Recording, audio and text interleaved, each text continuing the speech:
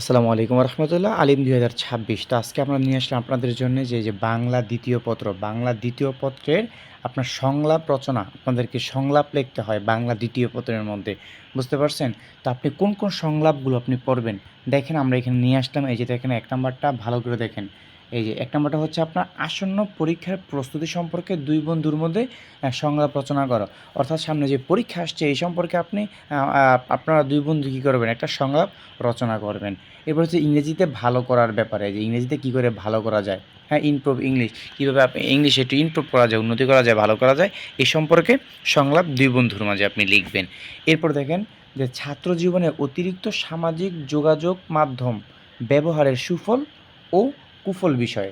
অর্থাৎ ছাত্র জীবনে মানুষ যে অতিমাত্রায়, ছাত্র জীবনে যে ছাত্ররা অতিমাত্রায় সামাজিক যোগাযোগ, ফেসবুক, ইন্টারনেট, হ্যাঁ, তারপরে হচ্ছে ইউটিউব, এগুলো যে সে ব্যবহার করে, এগুলোর সুফল কী হতে পারে, এই কুফল কী হতে পারে, এই সম্পর্কে আপনি লিখবেন।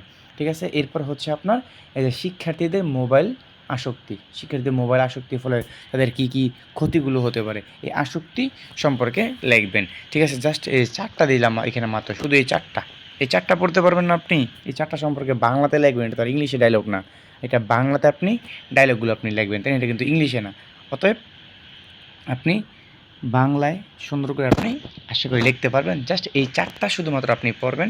এটা আমাদের আল হিকমা অনলাইন মাদ্রাসা হোম, এটা আপনারা অবশ্যই চ্যানেলটি সাবস্ক্রাইব করে রাখবেন। পেজ থেকে দেখলে পেজে ফলো করে রাখবেন।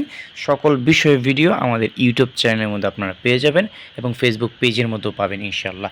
আজকে এ পর্যন্তই। আসসালামু আলাইকুম ওয়া রাহমাতুল্লাহ।